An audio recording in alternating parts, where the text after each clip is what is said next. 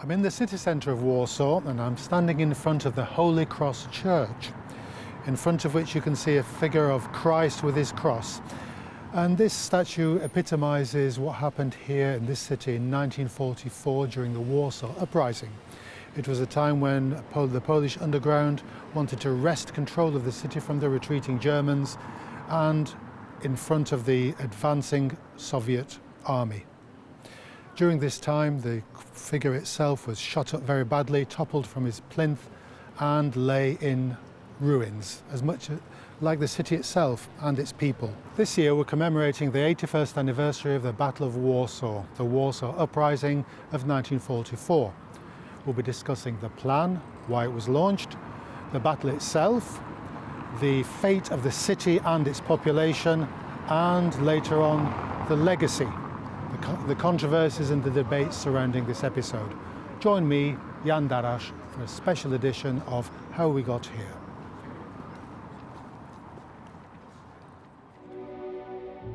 On September 1st, 1939, Poland would become the first victim of Nazi Germany. After the invasion began, it took just 27 days for the capital of Poland, Warsaw, to fall to Adolf Hitler's troops. Under occupation, the people of Warsaw endured severe repression, from confinement of the city's Jewish population to the Warsaw Ghetto, to starvation, disease, censorship, and even mass executions. In the summer of 1944, with Nazi Germany growing weaker and Soviet forces nearing Warsaw, the Polish resistance saw a fleeting chance to reclaim their capital. Despite years of brutal occupation by the Germans, the Poles' spirit of resistance persevered, coalescing into the Home Army, a patriotic force loyal to the Polish government in exile in London. Through a mix of desperation and hope, the idea of retaking Warsaw from the occupying German forces became a reality.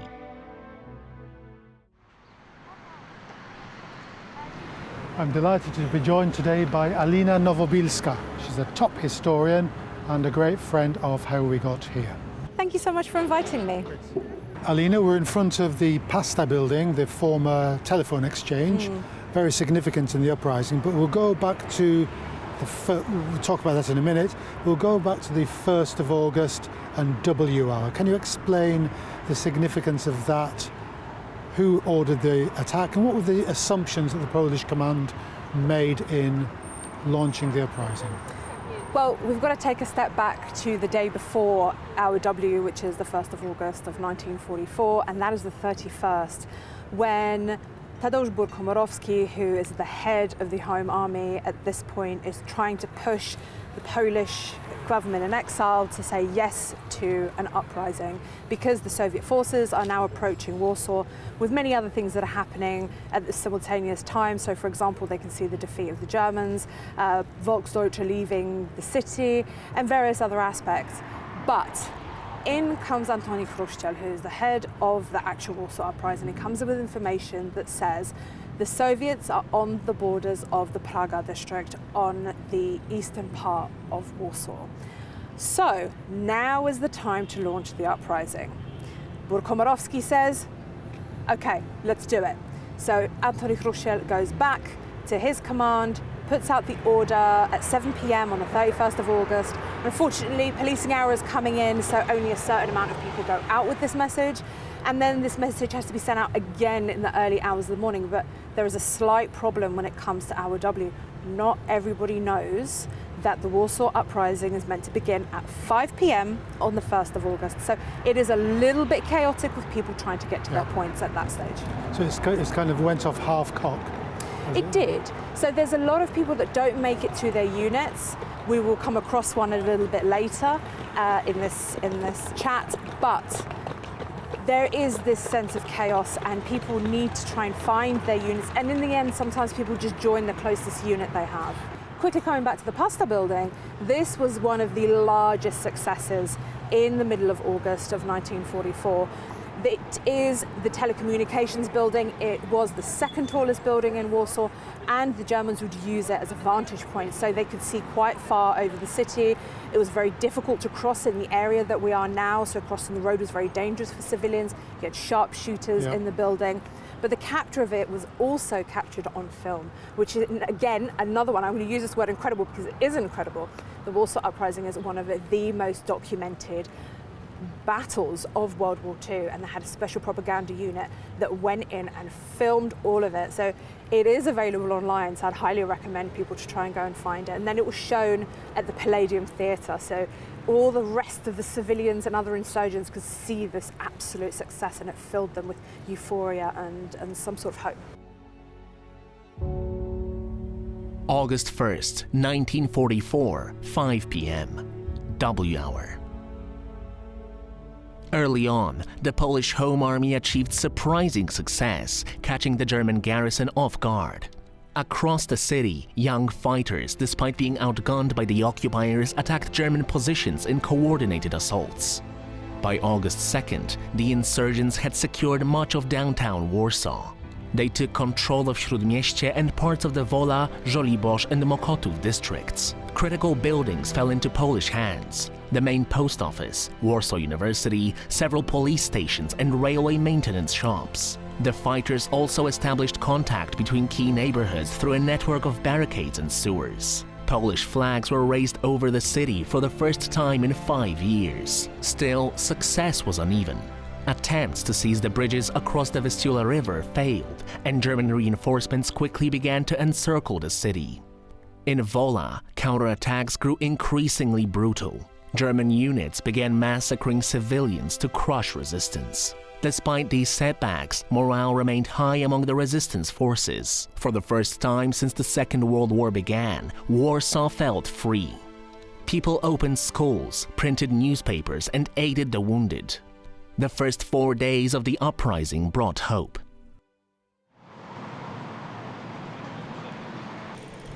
Alina, this place is the place where Krzysztof Kamil Baczyński, very young man, and a poet, was killed. Can you explain why this have this aura about it? Well, this is it. He is one of many intelligentsia, so actors, poets that took part in the uprising, artists and things like that. But he specifically wrote about poetry during the occupation period. That was really, really important, and his poetry was published in the underground press, so it's really amazing that a lot of his poetry has actually survived the war when a lot of others haven't, because, for example, they've been lost, they've been burnt, whatever the reason is, but Baczyński's poetry did survive. The Poles called them the pokolenia Kolumbów, the Columbus generation, the people who were brought up in the interwar period. They're young, fit, full of patriotic fervour, and essentially they get destroyed here in the uprising.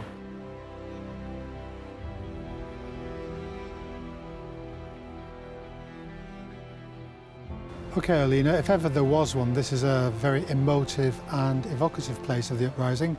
So tell us, where are we? We are in the Warsaw Uprising Cemetery, and right now, right this moment, you and I are standing on top of the ashes of 50,000 people. In the cemetery, you've got over 100,000 people. Behind us, there are more graves, a lot of unknowns. Not all of them are from the Warsaw Uprising, some are from the September campaign, but predominantly these are civilians, some obviously insurgents from the Warsaw Uprising. Wola, where we are now, the western district, the working class district of Warsaw, that was the scene of one of the first of the large-scale massacres in the uprising. What happened in that first week? Because this was known as Black Week. Over 3 days, from the 5th of August to the 7th of August, between 40 to 70,000 people were murdered. And I don't mean in a gas chamber as we'd usually think. These people pulled out of their own houses and they were shot. Usually they were taken to a large factory, and in 5s, 10s, they were just completely and utterly massacred. Their bodies were looted. Sometimes their bodies were raped. There was no respect for the dead at all. Everybody and anybody was murdered in what we call the Wola massacre. You weren't safe. Men, women, children, elderly, priests, even hospitals. There were mass executions, systematic executions in hospitals.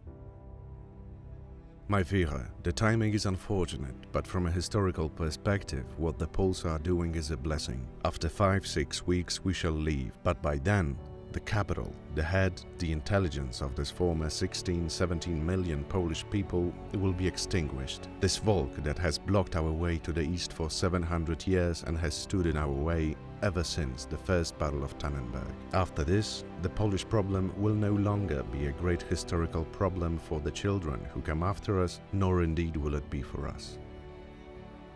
So Oskar Derlewanger's unit arrives on the 4th, and they're released on the population of Warsaw on the 5th. We'll talk a little bit about what he does in a moment, but the second person that's brought in is Bronisław Kamiński. Don't be fooled, he's not Polish. We don't classify him as Polish. He comes in on something called the Rona Brigade, and that is predominantly Soviets, Ukrainians, Cossacks, Latvians, Lithuanians, those who've deserted from the Soviet forces and have decided to join this unit. And again, they are the worst scum on the earth.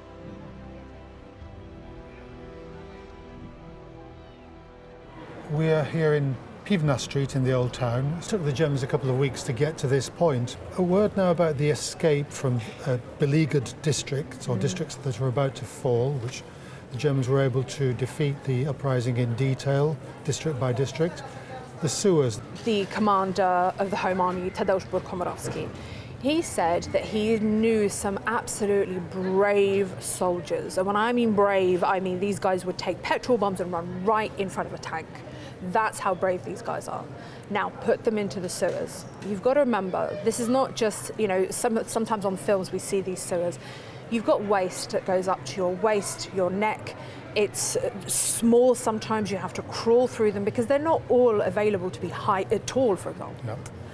The other thing is you've got dead bodies in there. You've got the fear of the Germans dropping petrol, setting you alight. And it's not an easy walk. You and I could walk that sewer system walk in about 20 minutes. This is 10 hours, 10 agonizing hours, and every sound matters. These men would go insane because you could hear the cries, the begging, all sorts of horrific psychological sounds that would just make any person go insane.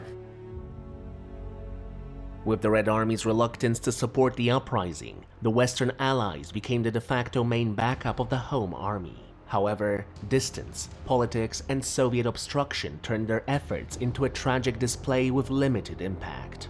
British and American leaders were sympathetic to the Home Army's cause, but given Warsaw's location, deep in Nazi-held territory, far from Allied air bases in Italy, and Joseph Stalin's refusal to let Allied planes land and refuel at Soviet-controlled airfields near Warsaw, meant help was limited to long-range supply drops.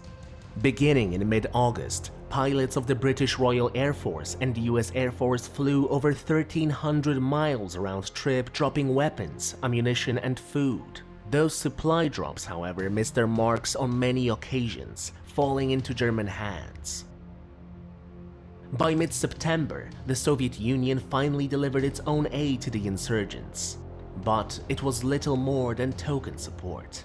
Supplies were minimal, often of poor quality, and in many cases dropped without parachutes, rendering much of the cargo unusable upon impact. This belated and inadequate gesture underscored the Soviet inaction, as Warsaw was left to bleed out on its own without meaningful support from the East. Now, it wasn't the British, Polish, Commonwealth, American airmen that dropped supplies into Warsaw. Almost at the end of the uprising, the Soviets made what you can say is a token effort. So, Stalin has, for the whole of the uprising, said, no, I'm not going to interfere. Finally, Roosevelt gets really annoyed. He's like, you've got to do something. He goes, okay, fine, I'll deal with it. So what he does is he starts sending supplies on the 13th of September. So we're coming close to the end of the uprising.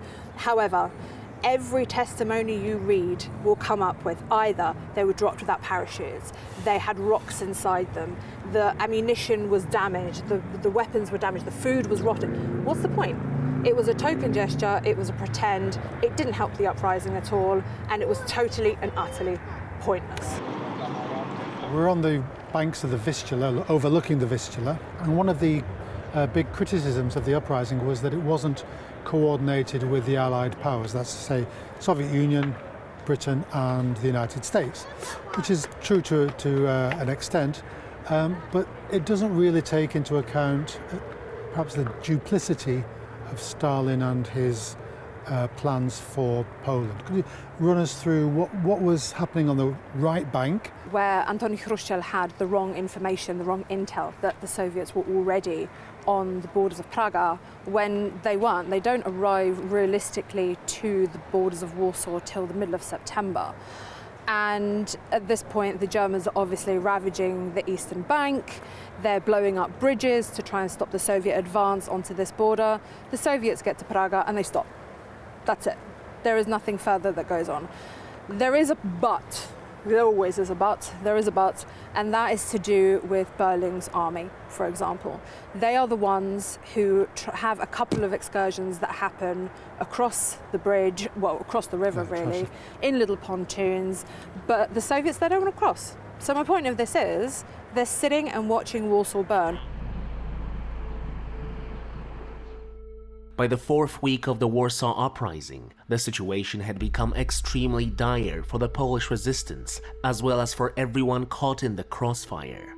Between August 20th and 26th, the once hopeful spirit that marked the uprising's early days had given way to desperation. The Home Army, severely outgunned and cut off from outside aid, was running dangerously low on ammunition, explosives, and food. Even more critical was the collapse of the medical system. Makeshift hospitals, set up in basements, churches, and schools, were overcrowded and desperately short on supplies. German forces, now heavily reinforced, began a systematic effort to crush remaining resistance pockets through air raids and artillery strikes on districts held by the Home Army, reducing much of the Śródmieście district and the Old Town to rubble.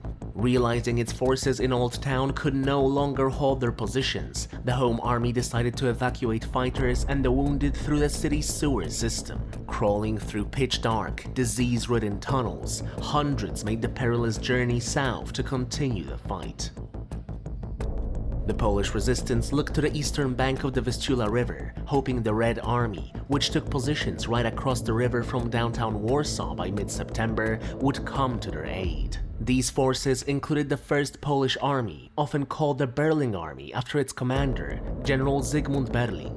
Thousands of Berling's troops tried to cross the river under heavy German fire with limited Soviet support and no air cover. Only a few hundred survived the crossing and were later killed or captured. All the while, Stalin's forces stayed put on the eastern bank of the Vistula, unwilling to intervene, watching the uprising bleed out.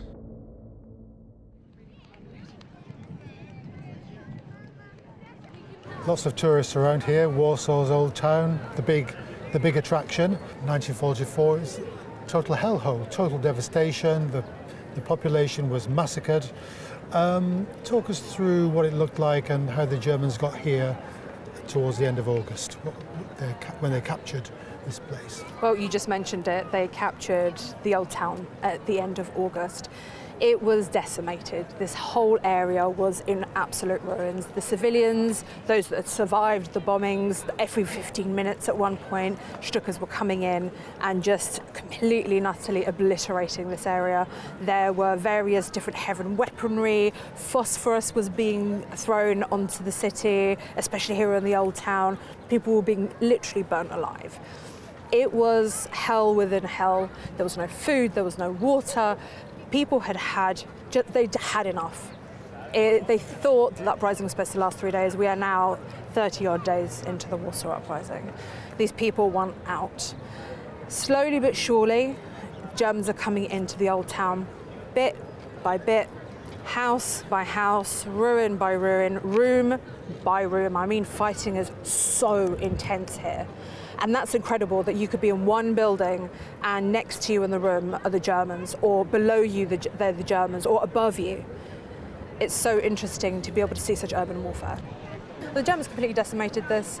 They got rid of the column because this is the old town. This is, if you were to go back in time and you were to pick up a postcard, let's say from the 1800s, they would show a postcard of this, exactly, the column. This is such a powerful sort of imagery of Warsaw, especially the royal castle. So of course, when they capture this at the beginning of September, they take a shell straight to the column. So the original column is actually in that direction over there. This is obviously a reconstruction. And the other thing they completely and utterly destroy is the royal castle. It had already been bombed in 1939. Alina, we're at the Warsaw Uprising Museum. It's one of the city's top attractions. The city has been rebuilt since 1945. It's a new Warsaw, new population. We see the underground anchor symbol everywhere. What's the legacy of the uprising 80 years on, do you think? Is it simple, it was a good thing, it was an insane thing, it was a noble thing? Well, what's your feeling of the mixture of emotions that are in Warsaw, that we see in Warsaw today? It's all of the things you've just described. I think that's the simplest way to answer this, because politics obviously gets involved in this, and they run with one narrative, another political party runs with another narrative, people get confused. They need to sit down and actually be able to read about the uprising and make the decision for themselves. I think it's a very personal decision to make. For me, I believe it was a heroic action, a dangerous heroic action that ended with some severe consequences that they just didn't know about. And this is the whole thing. And the other problem is that they needed to rise up. It was something that was building for over 5 years under occupation, and it was inevitable. It was inevitable action. And looking into your crystal ball, how do you think the event will be commemorated in 50, 100 years' time?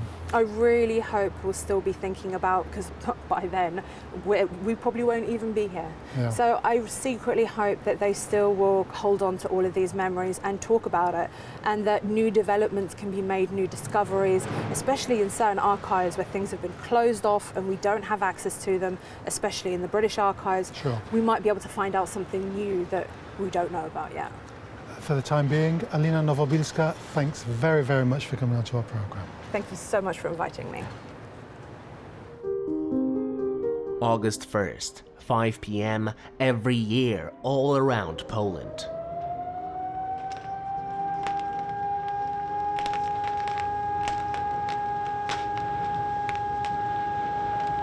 Sirens wail, traffic stops, and people stand in silence. For 1 minute, the whole country comes to a halt. It's a moment of national memory, of a city that was nearly wiped off the map for its refusal to submit to Nazi German occupation. Poles of every age dedicate at least 1 minute each year to remembering those who fought and died for their freedom, despite the odds being stacked against them. There still remain those who witnessed the uprising themselves and even participated in it. However, their number shrinks with each year. As of this year, there are just 292 former insurgents that still walk this earth. Their first-hand stories are fading, making remembrance all the more vital. Museums, memorials, and annual commemorations have become Warsaw's promise to keep that memory alive. Over the course of the 63-day-long fight, Warsaw went from a bustling city to a ruin, streets lined with the blood of those who dared oppose Nazi Germany. The tenacity Poles carry in their blood, however, would see the city rise from its ashes. Skyscrapers tower alongside reconstructed streets of the once razed old town, making the city look as if it had never fallen. The minute of silence each year is a bridge between past and present, reminding younger generations that the freedoms they enjoy were once fought for and paid for with the blood, sweat, and tears of those who refused to live under occupation.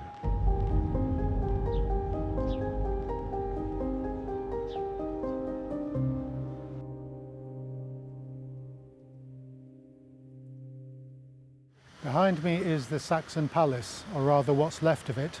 It was blown up by the Germans when they quelled the Warsaw Uprising in 1944. As they did, they destroyed most of Warsaw, leaving behind 27 million cubic meters of rubble.